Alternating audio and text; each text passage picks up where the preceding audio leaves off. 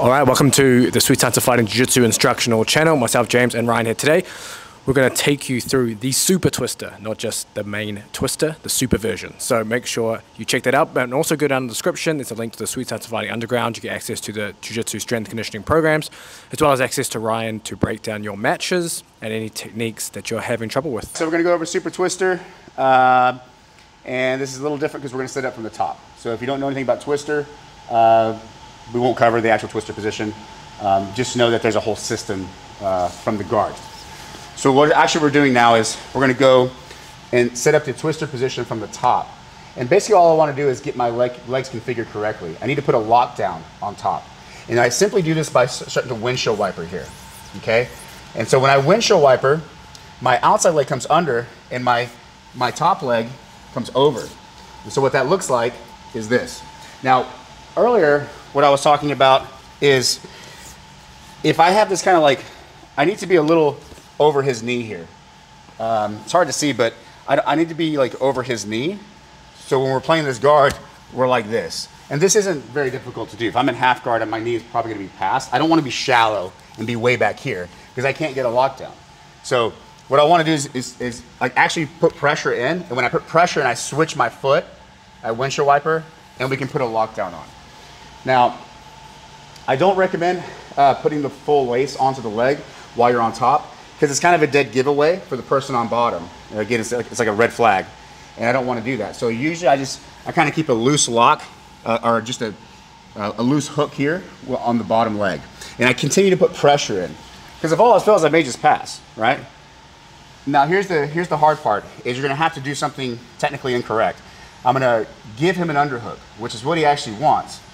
Because when I come forward, I'm giving him the underhook. And most guys are going to get to their elbow, and they're going to try to wrestle up here. And this is correct. This isn't wrong. And then my typical response usually is to get a whizzer. And we have this little dog fight right here, where I try to break the elbow down. But when I give the underhook, what I'm thinking of is when I give the underhook, I go over top of the head. Okay, so always remember there's a difference with him just taking an underhook and getting it on me here when we're fighting, or me giving him an underhook. That means I can do things on, it's with my timing, okay? So when I'm here and I'm ready to give him an underhook, I go like this, boom, and then I come over top, okay? So once I'm over top and I have my hand in his armpit, I'm actually gonna start to fall over top of him. And what's gonna happen is we're gonna end up in a neck crank. And I don't neck crank people in general. I think it's legal probably in most places now, but I don't like to neck crank, especially when training. But the way your partner cannot get neck cranked is they're gonna push this arm through. And you'll see that in just a second. So when I fall, I'm just gonna fall over top of his body. I'm just gonna plop over. And you'll see that he has to get that arm, he has to push his arm through, his left arm. If his left arm doesn't push through, I'm just gonna crank his head down and he's stuck and he can't move. Now, once we're here, notice I have a lockdown with the top leg, and I have 100% position with his upper body because my arm is weaved through. Now, all I need to do at this point is just turn my body this direction. And now you can see that he's on the other side of my body. And from here, we can either take the back, or I can go into classic twister control,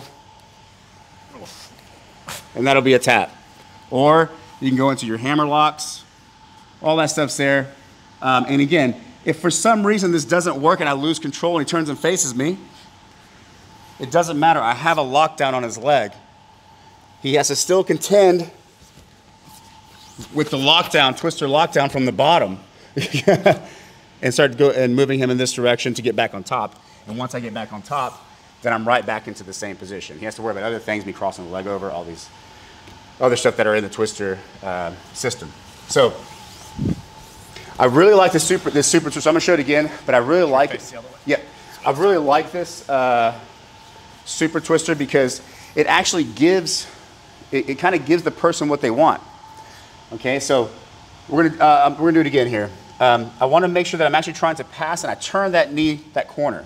And the reason why I do that is so that my foot can get behind his knee pit. Okay, so when I windshield wiper, I'm windshield wiping my legs, I windshield wiper and I get here, I still want to be trying to pass and keep pressure in, right? I don't lace my leg from the top. You can lace your legs here, but I just don't generally do it because I don't want to give away the position, okay, to the more advanced guys. And once I'm here, I kind of go, oh no, I made a mistake.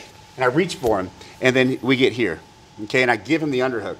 I can't stay here. I need to get over his head. Once I get over his head, this somewhat nullifies his underhook. Now I'm going to fall over top of him. And he's going to pull through. He has to pull that direction. If he doesn't pull that direction, he gets neck cranked, okay? And I immediately control this here. Okay, so now we're on this side of the body, and I simply extend my legs, and I pull him this direction. It's not a muscle move, it's just he's rolling over top of me. I immediately control the wrist, and I get here. I test him with his flexibility behind his back. I go to classic twister, and I extend my legs. If somehow I lose control of the arm and he faces me, I have time to scoop that leg and go back to the twister position because he has to turn and face me. He has to turn and face me, and by the time he goes to rotate and turn and face me, I've already scooped his leg.